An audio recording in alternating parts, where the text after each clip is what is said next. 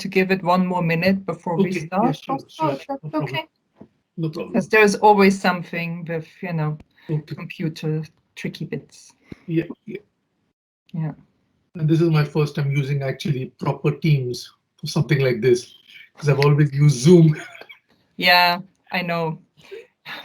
So, but it's Funny fine. not It's to. fine. I'm not complaining. It's like a new experience, a new challenge. Thanks to you, a new challenge. Yeah, I don't know. There was a day recently where I had 6 different of these platforms in a day, and they are all working the same, but Yeah, inevitably the button is somewhere slightly different when you're yeah. looking for it, right? So it's always, yeah, it's a joy. We need to be It's a joy. flexible. I know. It's a joy. Yes. Okay, right. So it shows me, yeah. Let's maybe start slowly. So first of all, a very warm welcome to our guest, Bosco Santimano. And as I've posted a little bit of information about you online, so just your Okay. website, and so it should come as no surprise that you are an accomplished entrepreneur, passionate about food, passionate about inclusion, passionate about developing communities and helping them to make healthy choices all around food.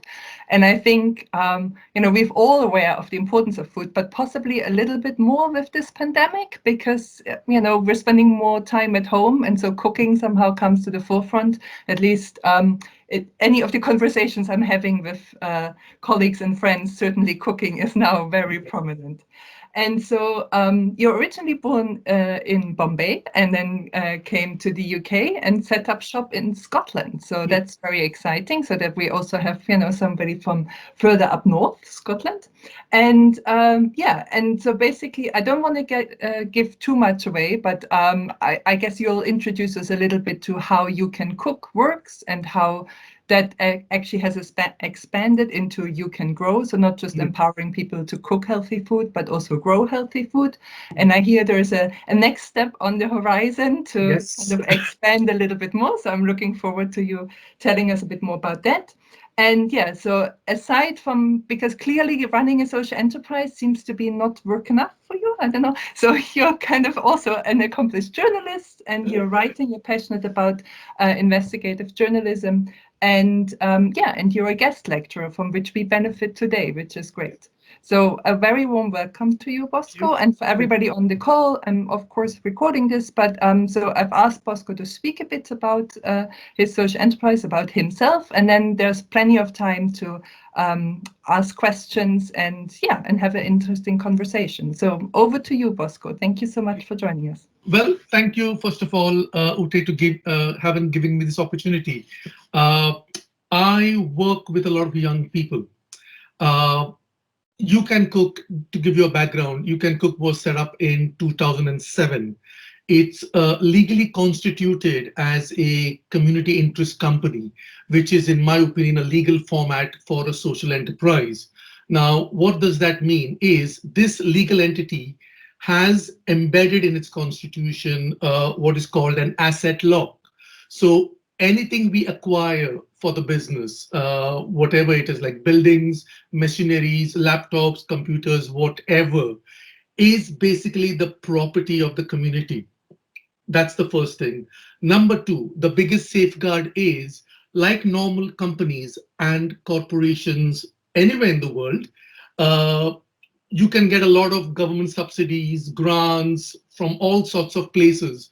But when the company goes bust, it's normally the directors and the shareholders that take all the money and disappear. While as in my case, I can't do that. Neither can the directors, neither can my staff. Nobody can do that. What happens in my format is that if the company is bust or bankrupt, all the assets go to a charity or a nominated not-for-profit organization in Scotland. So what that means is the money that was poured in from government and other sources stays in the community. It doesn't go anywhere else. Number one, just a clarification there, what a social enterprise is. Uh, my journey is I was running my private business called Aromatic Cuisine, which is a personal chef business for 9 years. I was feeding some very rich people in Scotland, basically. And after 2, 3 years, funny enough, I was feeling the itch, and I was like, I'm not, yes, money was pouring in, but something inside me was still empty, if I can use a better word.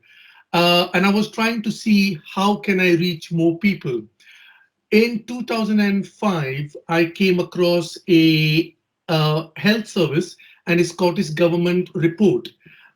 They did a research for 5 years, and in that 5 years, they found if right actions were not taken about food and nutrition in Scotland, then Scotland would be the obesity capital by 2040. And I thought, okay, maybe there is something I can do here. So I was digesting that report, trying to figure out, did my research, went around asking questions, went to cookery schools, went to home economics classes in high schools in Scotland, trying to figure out what was being done, how was it being done, and everything. Uh, now this is very essential. A lot of people want to do things very quickly. My advice, take your time, try to understand what you're trying to achieve here, get to grips with the nitty gritty of it, and then go ahead. So I spent 1 year, almost full time, researching what I want to do, how I want to do it, where I want to do it, and what I'm trying to achieve here as well. And then in 2007, almost a year and a half later, I set up You Can Cook, which is a community interest company. Now, during that time, what it does is we go all around Scotland teaching people from young children to people who have retired, families, you name it, all age groups, how to cook from scratch. What that means is taking 10, 12, 5, 6 ingredients and making a dish. Now, in this country where I live, I realize one of the big problems with health and nutrition is people go and buy cheap things, but there is no nutritional value in any of the fast food that is available here, which is why people are sicker, people are obese, people have diabetes, heart problems, the list goes on. Okay, so my principle was simple: set up something that is simple to do, simple to understand, and people don't have to think, what are they doing? What is, so even the name took me a year basically to come up with, which was a simple name: You Can Cook. I didn't use abbreviations like young people do with text, the capital U and C and cook. I just put the proper YOU Can Cook as well. Okay. So that was the first step. But with the same thing, I had a vision of other two subsidiaries of it, which you name it, and try to teach to people who maybe haven't seen a salad in their life, haven't seen a fruit in their life, have only eaten sausage roll or mince pie or whatever. Okay, so it's trying to understand that. So what I did was I got all my staff trained into how to cook a sausage meat, how to cook the most unhealthiest food. The reason this was is we have to engage with them first. And how you engage with someone is if you cook what they are familiar with in the first instance. And then in the program, we slow step by step introduced other foods.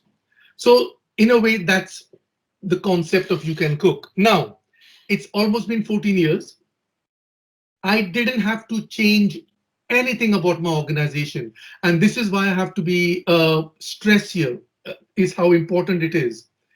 If you take time initially to do your research from day one, and then you set out to do what you're doing, it's very likely you may have to make expensive changes in the constitution, for example, or completely rebrand your organization because it's not giving the right message out through its name. So there are lots of things I always say to young people is think about all these things before you embark on this journey of doing a business with a social conscience.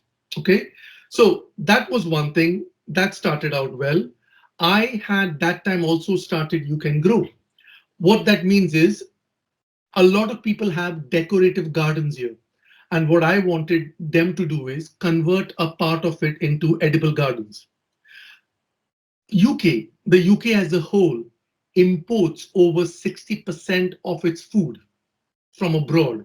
That is the most craziest thing any country can do, anywhere in the world, no matter who they are, because you're relying on someone else to feed you.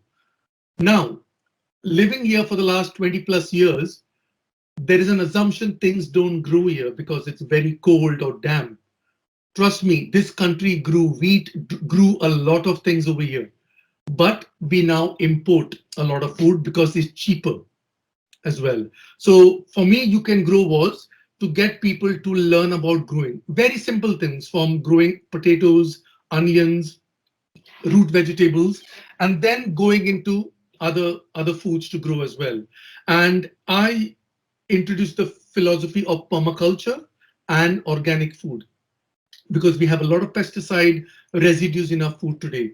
So everything was well thought out by me, remember, in the very first year of, so I didn't have to sit and think what I'm going to do next. I taught the whole plan from day one and went about doing it. So You Can Grow. We were the first one to build an organic training garden in a primary school in Scotland, which is still running. We have handed it over to the school and the community locally. It has about 250 pupils in the school, and we used to run training programs for the pupils through their classroom by linking with their curriculum. That's what we did as well. And we trained staff, we trained community members in health and safety, risk assessment, how to sharpen tools, you name it, everything about growing we did. So we have that aspect of it. And the last bit, which I was coming to, the You Can Eat one. Now, that's not a name I'm going to use. We are now in the process of setting up an eatery in the capital city of Scotland, Edinburgh, basically. And that was the whole idea. You can cook, you can grow, you can eat. So have the three strands of the business, which completely do things differently in their own aspect, but are all interconnected to one another. So that's the background of me setting up.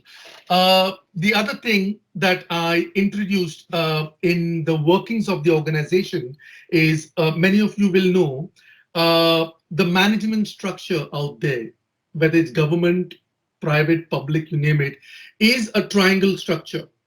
Okay, so the CEO sits up here while all the workers are down here slogging away. And there is a hierarchy of status, money, perks, bonuses, whatever. In my organization, Social Enterprise, I use the philosophy of a circle. I don't know if anybody has heard about Arthur's Round Table. Arthur's Round Table was a table where, even though he was the king, when he sat there with his knights, everyone was equal at the table. Nobody was a king or a knight or nothing of that. Everyone is equal. So in my organization, all my staff, everyone is equal. Everyone has the same options, the same opportunities to speak out without fear of losing their job or whatever. Absolutely, it is. Because for me, it was essential in order to do what I want to do out in the community. I myself have to set an example within my own organization so that everyone within my organization knows what's expected of them. So that is one massive change.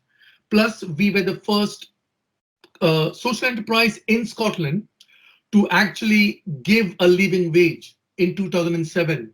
The living wage only became a thing in 2010, 2011, I think. People were not, employers were not giving their employees good money, basically. I gave my staff good money, which is why they don't want to leave me, because A, they can't get a better job or a better paying job for that matter. And I didn't do this because of just my goodwill. No, it made perfect business sense for me to give my employees a good salary. I'll tell you why. One reason is if you give them a good wage, a good salary, all the perks you give them, 9 out of 10, they will not leave you. And so I don't have to spend time recruiting and recruiting and recruiting for all my life. So I have spent absolutely very little time recruiting people because the people I got on board stayed on board. Okay, so that is one big thing that that we did part of of my organizations. Uh, we were one of the first social enterprise to also be featured in the BBC program here in Scotland. We were the first. They highlighted us in this big program that is telecast throughout the country. We were in quite a few different television programs as well, highlighting the work we did with migrants who moved from Eastern Europe to Scotland. We did an integration cookery program. Plus, we worked with women ex-offenders who came out of prison, had no hope of finding a job or training or whatever. We gave them option to try cooking food and then go on to either learn about cooking, work in the catering industry, but most importantly, they could go back and cook for their families if they didn't want to do either of them. So, what I'm trying to stress is we thought through every little bit of business that we felt we had to tackle. And that is what I always stress is think very carefully how you want to do what you want to do. It's not rocket science. Spend spend the time at the beginning, a lot of time, you won't have to spend it ever again trying to then fix things that you didn't look at the beginning. So that's what we have done as well as an organization. Uh, yes, and we were also the first. Sorry, I have to just trumpet this.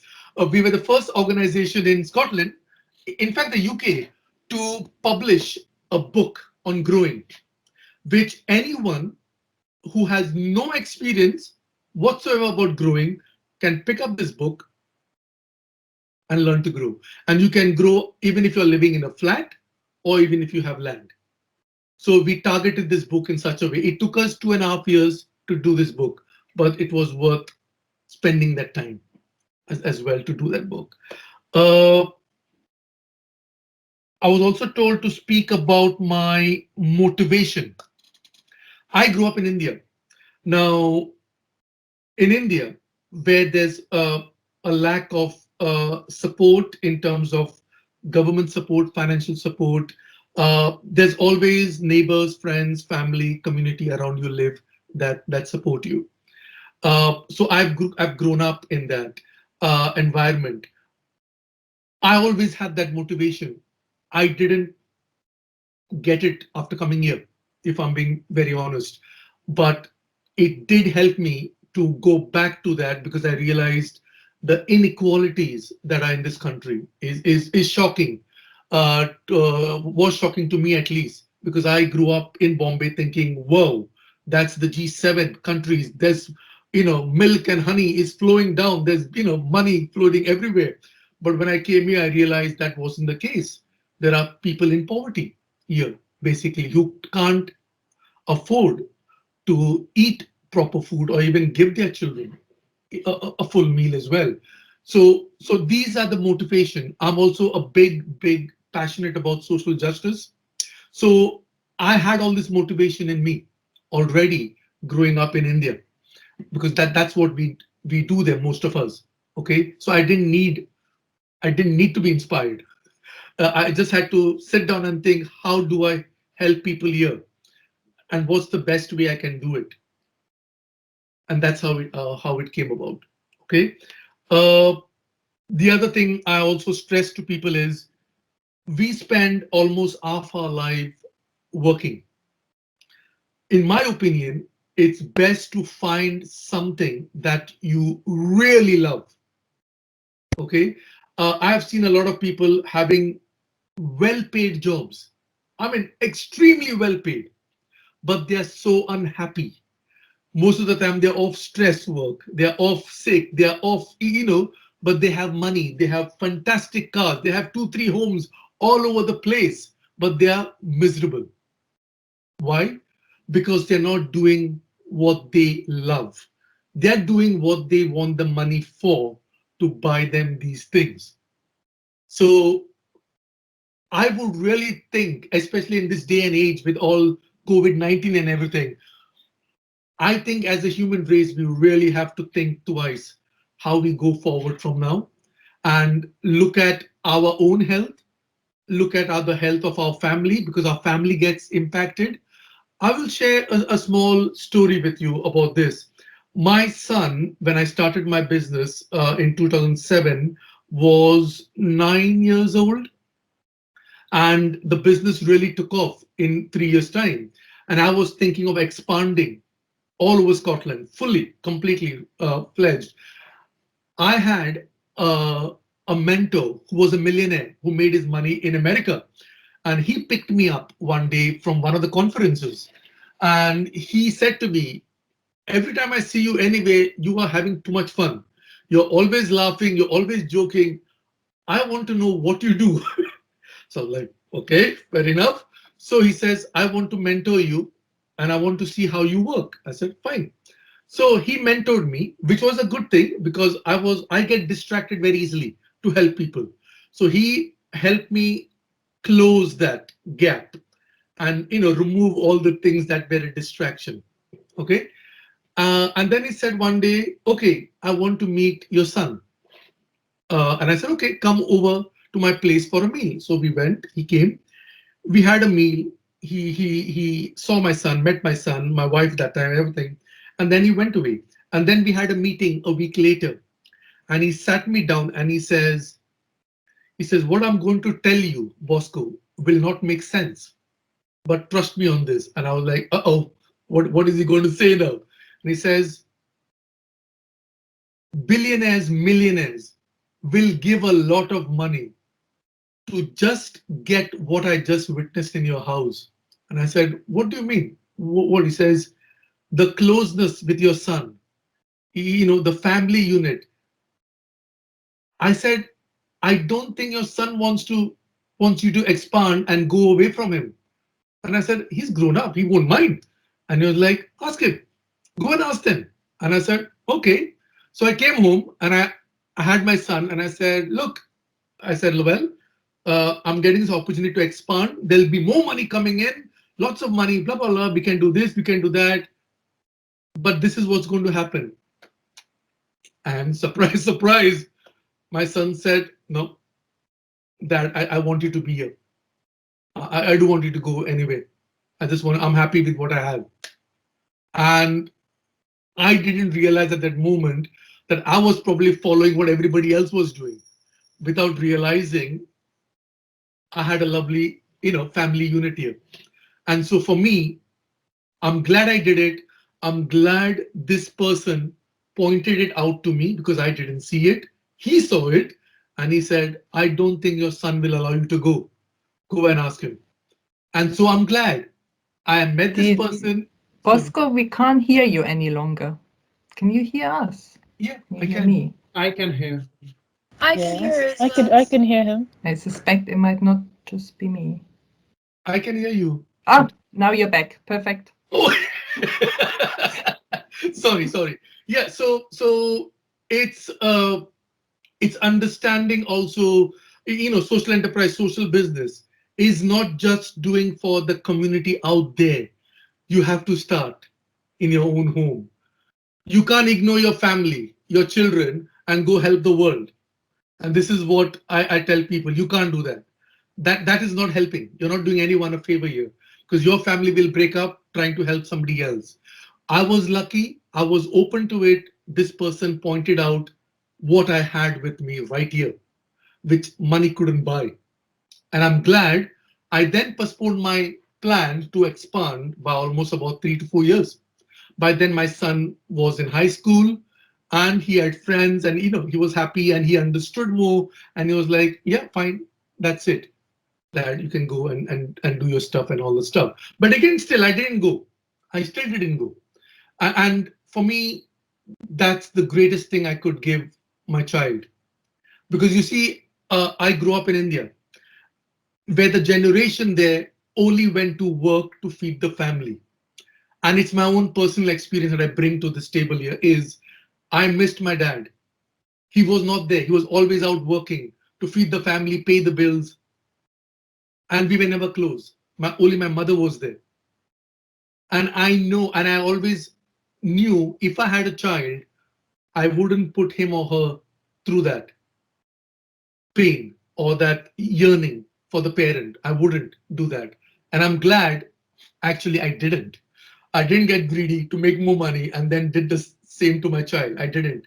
So there's a lot to think about if you're trying to truly become a social entrepreneur.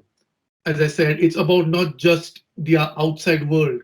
It's also making sure you take care of your family and your friends. Basically, that's the first community you have to look after, and then share that with the outside world. Uh, I Also, wonder whether, yeah, whether we sorry, should give the students maybe a chance to ask yeah, some please go questions. ahead. And so, yeah, so all of you either raise your hands, unmute yourselves, or put the question in the chat. So I'm just going to try. So while we wait for questions to come in, I'm just going to try and summarize a bit. So I think you was a really interesting story from how you switched, and maybe we can hear a little bit more about this later on. How you switched Yeah, from being commercial entrepreneur successful then to yeah, thinking, oh, actually it's much better to combine some social purpose also in the business that you're doing, so right away, rather than some would say, oh, you can wait right till later, so you become very successful and then you engage in philanthropy, and you made a choice to combine the two. And it was really interesting also to hear about your idea about leadership being very inclusive as well. Leadership just so happens to be this week's topics as well. So yeah, it's kind of, it's a, and it's really interesting to listen to you, because obviously I speak to a lot of entrepreneurs, and when you ask them, so what's the number one problem or challenge that you have in your business, or nuisance, or however you want to put it, yeah. and 9 out of 10 times people say employees. There's always Wow. something, always a problem, either somebody leaving, somebody not performing well, somebody wanting more money, or Yeah, yeah, there's always something. And so it's really great to hear that there's that's me. businesses like yours that can balance this. Yeah. And yeah, okay, do we have any questions? Yes, Theo, do you want to go ahead and ask your question, please? Yeah, my question. Firstly, thank you for all your the things you do. It's really crazy. Thank And my question is about the management of your teams. You told that you give a decent, even a good salary to everyone, Yeah. and that it helped to keep them in the enterprise. Okay. But can that not be a problem if they stay for the money?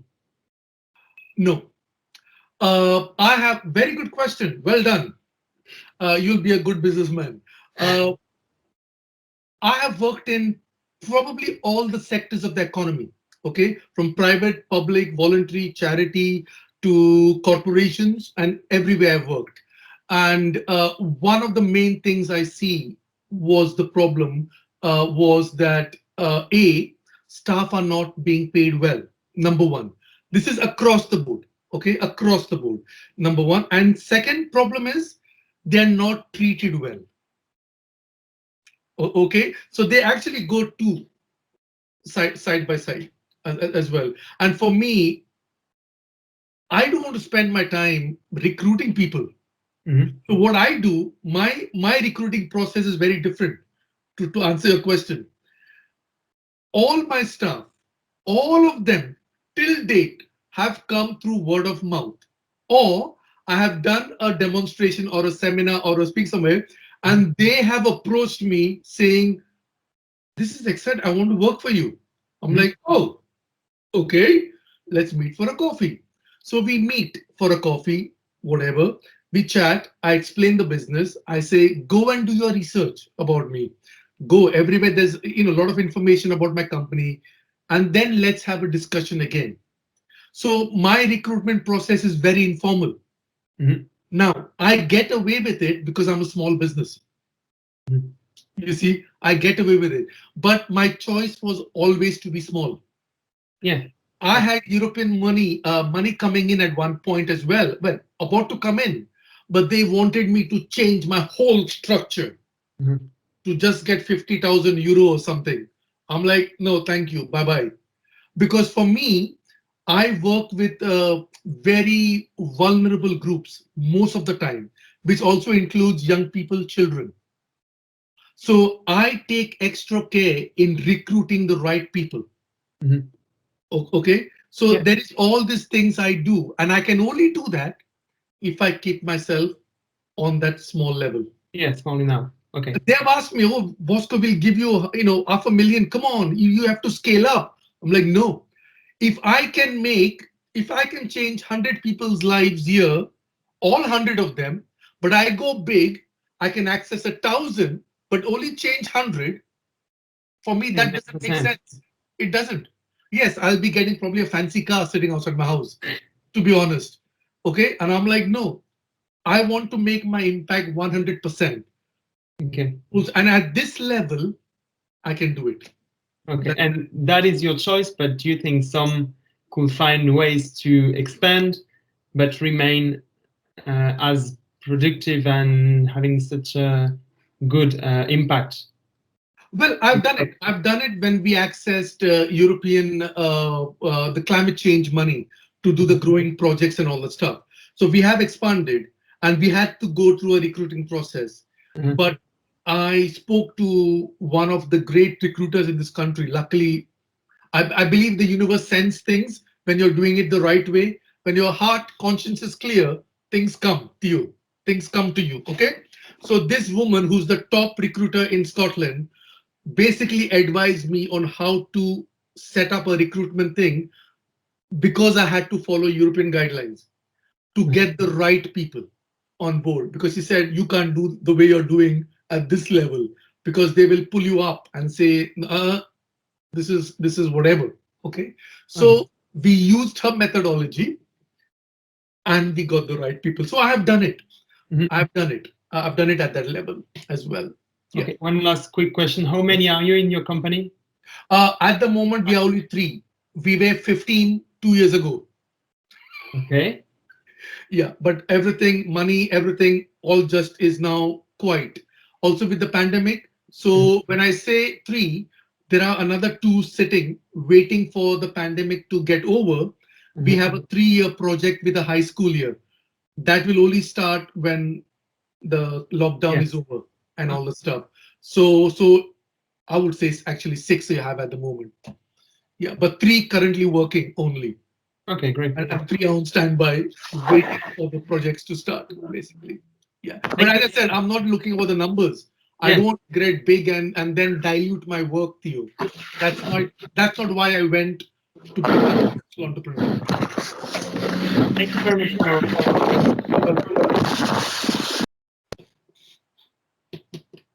Yeah. Thank you very much. We have more questions. Farah and then Faber. Farah, Yes, you want to hello. answer? Thank you so much for your time and your detailed description. It was lovely, and you're truly an inspiration for us all, I'm sure. My question is, as an entrepreneur, you probably face a lot of mistakes and stuff like that. So I wanted to know, since I can see that you're a very hopeful person, but I did want to know what mistakes were made across the road, you know? Uh, I have to say, not much. And I'll tell you, and I told you why. Because I spent 1 year unpaid doing my research, speaking to people, going out, and setting the foundation. And this is what I will say to you: don't rush into doing things. Uh, because I spent that year, by the way, to really think through every aspect of how I was going to do the business. I'm honestly saying I haven't. This may come across as like that can't be right, but I haven't, because everything was done in that 1 year. The trial and errors and checking with people and everything, I did it in that 1 year. And so I can't even think of a mistake, to be honest. that has happened that, I had to really, well, burnt my fingers or whatever.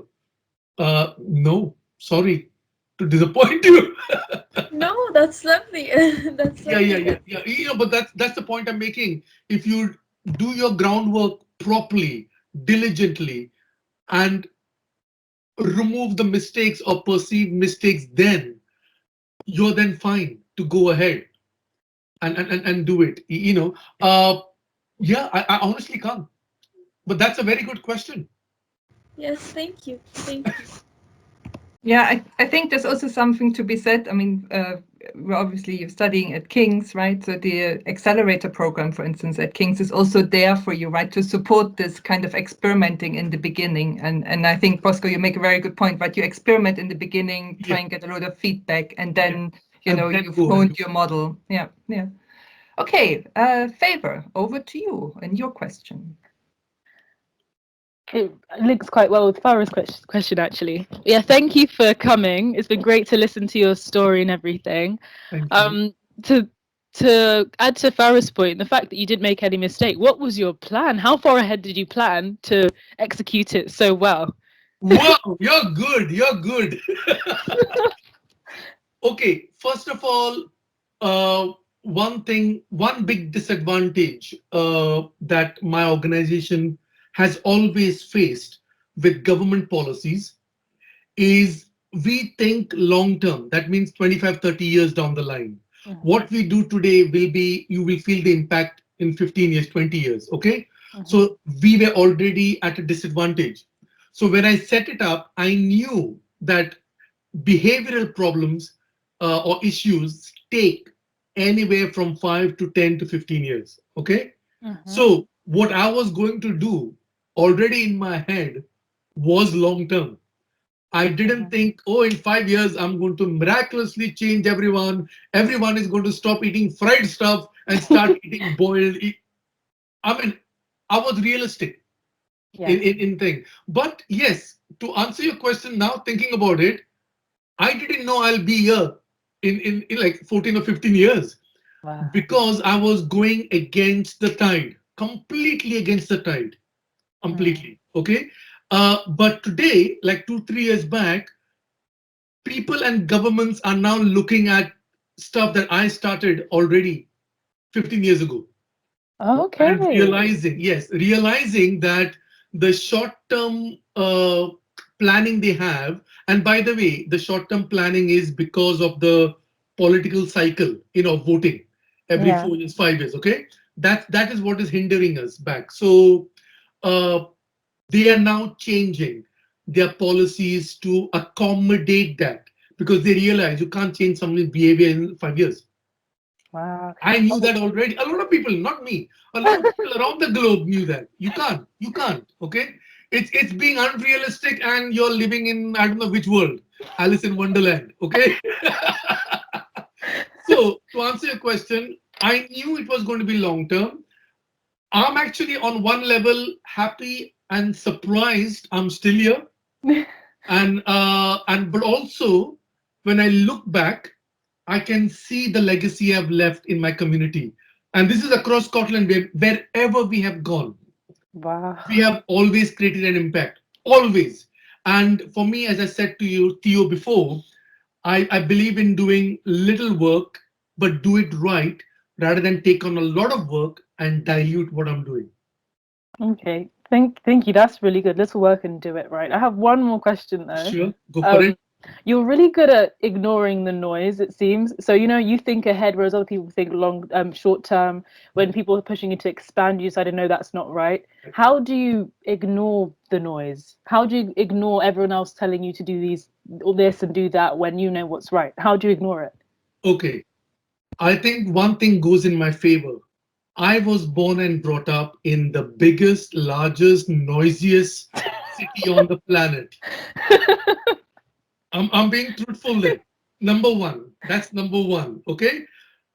I grew up in a very small room with five of us, a little room with the toilet being outside. Okay. I have no shame in saying that.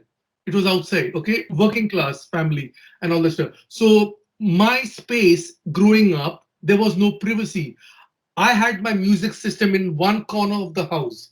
And I used to go there with my headphones and literally blank out everyone in the room and Wow. listen to my music because we all need that space. We all So need it. so invest in headphones. That's what we should do. No, no, no. That's not where I was going with it. Kidding. So already I had trained myself, put it this way, subconsciously trained myself. But the second bit I'm stressing again is uh, I work very differently. I think very differently. And one of my skills, all my staff and clients have said is that I have this uncanny ability to look from above and look at the bigger picture rather than just what I'm doing or how many people I'm impacting. I can see the bigger ripple effect, as they call it, going further afield. Okay. So I have that ability in me, which I put to good use, and which is why I'm doing what I'm doing. But Okay. that 1 year research, I keep stressing on that 1 year, 1.5 year research. That was the time I nailed it to this is what I want to do, understood it, all factual evidence. Mhm. So anybody that came trying to knock me, there were business advisors that came who said, this is not going to work. Nobody does this. 99% of people said, your business is not going to work. Believe me, they told me on my face. Why? Because nobody was doing it. Mm. And two, they thought, what is the one about cooking? It doesn't make sense.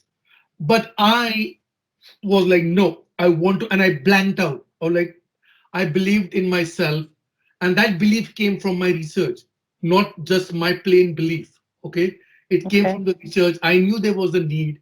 I knew there was a market in a way. I knew I could work with government, blah blah blah, and all the stuff, and then focus on that and develop the company as I went along. So it's all that basically. Thank you so much. You're welcome. Very good questions. Thank you very much. We have Pratibha next. Pratibha, do you want to unmute yourself and ask your question? Yeah. Hi, thank you. Thank you for taking out time and talking to us. Oh, It's really I a got you. Sorry. inspiring journey. Yeah. So my question is, as you are a social entrepreneur and a leader, talking about managing the whole organization and the staff and everyone, um, as we already have mentioned that, there's always some problem or the other Yeah. happening in an organization, some people not working, or they may want a higher pay or expanding the business, Mhm. or whatever. So as a leader, how do you face with such stressors? I mean, looking at you, you don't look like a person who would stress a lot about things, I but don't. I'm sure you have such moments, right? So how do you deal with that stress, like at that moment, and calm yourself down, like because you have a role to play for the whole organization and like to show them the way. So how do you go about it? Okay. Uh, what I tend to do, yes, you're right, actually. I don't get stressed because, as I said, growing up in Bombay, I already learned that stressing, nobody cared whether you're stressed or in pain in a city like Bombay. Okay. So they just ignore you. So I was like, I'm not going to get anywhere with this. So that was number one. But number two, on a serious note, I've always enjoyed listening to music. I've always enjoyed watching funny films. So sometimes when I'm there, okay, I just put a funny film, okay, and I laugh because laughter is the best therapy, number one. Okay. Music, I listen to music practically every day. I have a record collection and everything. I spend time listening to music. That's the other one. I have a good network of very close friends and family that the minute we open our mouth, we are laughing and we're talking less and laughing a lot more. So I think, generally speaking, that's me as an individual. And I do that always, so I don't feel it. And when I go to my workplace or wherever I'm going, I'm pretty chilled already, you know.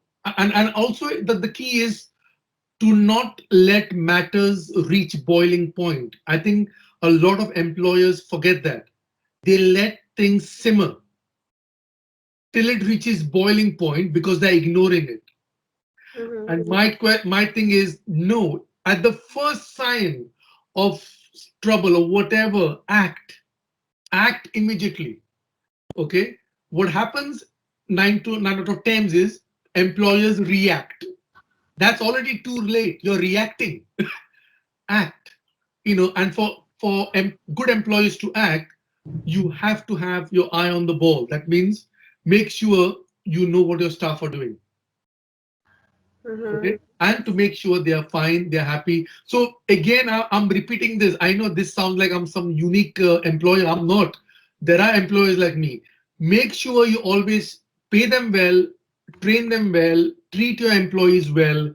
You don't have to then face all these problems which a majority of businesses are facing. You honestly don't. That's my answer to them. If people have problems, I'll look to the manager or the leader, that he or she is not doing her or his job properly. And people, because what employees also forget is that it's not your balance sheet, it's people that make your balance sheet that are important. And we often tend to not focus on people. We focus on the grants or money or whatever. People are the one that will keep the money coming in. So you need to invest in people 100%, not even 99%, 100%. Then you will lead a stress-free life like me. I'm still having a ball of a time, Pratibha. But it's down to the choices you make. Yeah. I hope I answered your question. Yeah, that makes perfect sense. Thank you. You're welcome. So there's a few more questions, but there was an excellent illustration, Bosco, I couldn't have done it better, of the leadership styles we are discussing this week. So this kind of waiting to see until things go wrong and then intervening is, more transactional, let's say, fair leadership style. And what you clearly exemplify, having this vision of where to go and listening to your employees and bringing them in. And, that's very transformational. So yeah, it's great to hear you talk about it. And I did not prime you. I should just say that to the students on the call. Okay, so we have more questions coming from Paola and then from Aquip. Paola, do you want to go first? Yeah. Hi, thank you for sharing your impressive story. It was very interesting. Thank you. I have a question because I can use it for myself. How did you manage to reinforce and implement your credibility on the market? And because you said you came from a different background, so I guess there's other cultural differences and all of that, because I would be potentially interested working in Africa, and I'm European, so sometimes there's a lot of cultural differences, and how did you manage to make yourself see credible, and you know what I mean? Is that clear? It's very good. And since you're going to Africa, follow my advice. Okay. What a lot of people do is when they go somewhere else, okay, no matter who it is, they try to impose what they know from where they learned or where they're coming from. Okay, no, number one, never do that. When I came to Scotland, okay, I didn't sit like many of my Indian folk who migrated here for work or whatever, and just stuck among themselves. I didn't. I stayed away from them. Okay, and I mixed with the local population because I wanted to learn about the culture. I wanted to learn how they behave, how they, what is it that makes them tick and all the stuff. This is already when I came to this country. Okay, and I was doing that already. And then I was involved locally with a lot of community activities. I was the first one. I don't know if I spoke to Ute before. When the area where I live in the borders, it's called the Scottish borders, okay, is very right wing, very conservative, okay, and I'm living here, okay, and I went in and I literally not pushed my way in, but I was like, Yeah, okay. Let's do something here.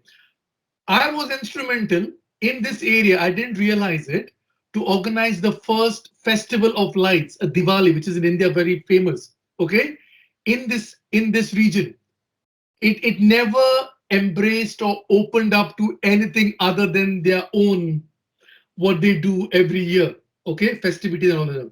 And I introduced that. I was told nobody's going to come to this because people are very traditional. I said, we'll see. From morning 8 o'clock till night 12 o'clock, continuous programs were running of Indian team. People came. Okay, that's what I'm saying. So sometimes we can assume that, oh, people won't come, but people never had the opportunity. So how will they go to something like this? Isn't it? To be objective here. So I was already organizing meetings and all sorts of locally active as well in community affairs. Then I set up my personal chef business. I got good credibility, good write-ups in national newspapers with my food, blah blah blah. So there was already a track record, and the business that I have with You Can Cook was hard because I knew what I was doing. I couldn't put it on an advertisement or a leaflet advertising it because there was so much that I was doing. So all my clients came through word of mouth. When I did for one, they went, "Oh God, this is brilliant. How they operate." They told somebody else. Then they called me. And so within 3 to 4 years, it just built up. So 99% all my clients in my business are word of mouth. People have come to me and offered me money, offered me work, saying, come and do it for us. Come and do it for us. Okay. And also for the record, I like to say this bit. Sorry, Ute. I've refused money. People go, are you mad? From the government, money came to me about 50,000 pounds once. They wanted me to do this project, but they wanted me to do it their way. And I'm like, am I the chef or you're the chef? I said, this is how I operate. This is how I have an impact. If I do it your way, I'll just be wasting public money. That's it. I won't be having any impact. So I walked away from that. That civil servant was shocked. He was like, nobody in my life has refused money. You're the only one that walked away. I said, because I can't do it. So this credibility, as I said, gets, people in places know this and they talk behind the scene and they go, oh God, no, we can't get him. He doesn't listen to us, but they'll say it in a way that they goes, yeah, he just wants to do it his way. Otherwise, nothing, he'll walk away. So it Thank is that. You have to build it. You have to build it. You have to build it, is what I'm saying. Thank you for answering that. Thank you. You're welcome. I'm just a bit mindful of time, but I think we're doing okay. There's a question from Aquip, and I saw that, yeah, please go ahead. I saw there's also something in the chat, which I'm going to try and retrieve. So Aquip, do you want to unmute? Yes, hi, sir. Thank you very much for your time and your journey of becoming a social entrepreneur. So Yep. talking about money, why should an investor invest in a social business if the main aim is not to generate profit? And doesn't this concept break with capitalism? So not only talking about You Can Cook, but social entrepreneurship and social business in general. Okay, now I'm glad you asked that very good question. First of all, let me give you the definition. In my opinion, what is a social enterprise? A social enterprise is a trading business, whether it's product or services. It has to trade, number one. Number two, we have to make a profit. Anybody who says we don't have to make a profit is not a social enterprise, then it's a not-for-profit or a charity or a voluntary sector. A social enterprise is a business which has to make a profit. Now, the difference is what you do with the profit. The profit doesn't go in the director's pocket or staff or whatever. It goes back into the business to either grow it, or what we do, for example, our You Can Cook services are aimed at organizations. Organizations hire us. So we miss out a lot of individuals who want to come to our courses. So every year with the profits, we organize free courses for anyone from the community to come and join. So you have to make a profit. So that's my answer to that question. We have to make money. Thank you. You're welcome.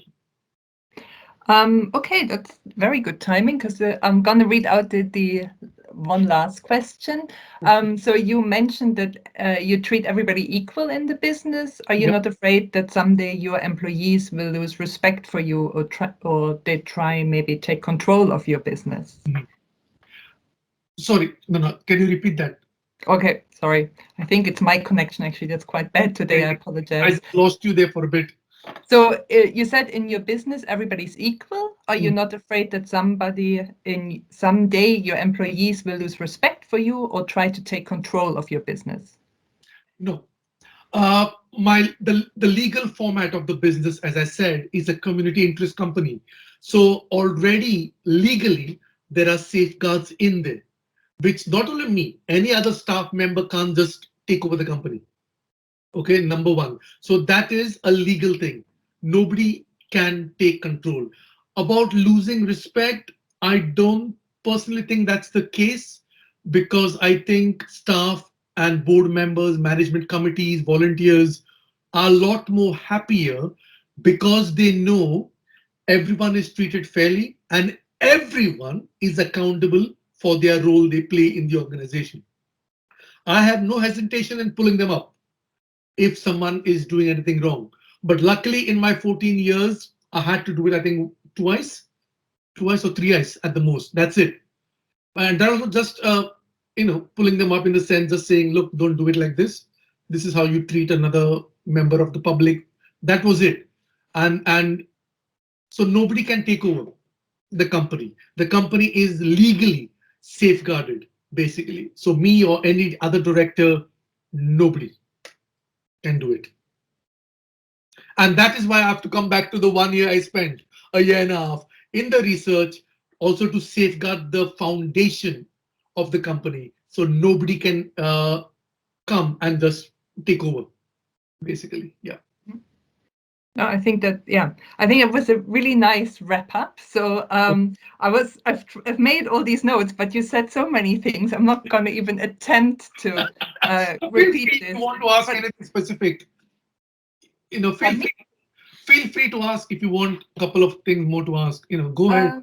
Well, do we have one last final question? Otherwise, I'm just mindful that the time is almost up. And what I would like to do, everybody, is just to unmute themselves and give Bosco a really big round of applause, please. So clap with me, please.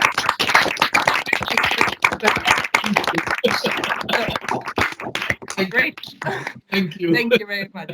So yeah, I want to say a very big thank you to you. I think there were very important insights in there, and part of the bringing entrepreneurs like you into the virtual classroom is to just showcase also the differences in approaches. But I think one theme that keeps reoccurring is the importance of people, how you treat employees, the importance of having a clear vision of what you want and using this as a guidepost against, for making decisions, and then sometimes against taking money. And I think that actually that underlying theme we heard before as well, which is that, you want to be in charge of the business. And so you make decisions. And if somebody offers you a lot of money, but then wants to take away your decision-making power, so to speak, then, that's a red flag.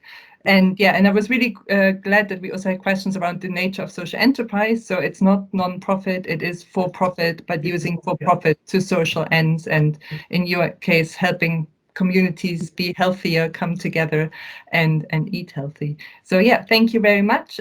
For the students, I'm going to post, there's a little self-reflection form where you can take notes on your insights of what particularly resonated from Bosco's talk. I don't know why, but I can't send it to the chat. So you'll find that on Keats along with the recording from today's session.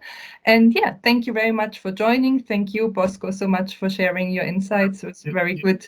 And everybody have a lovely evening. Yep, everybody. Yeah, thank you. Thank you. Thank you. Bye. You too. Bye. Thank you. Thank you. Thank you. Bye. Thank you. Bye. Thank you.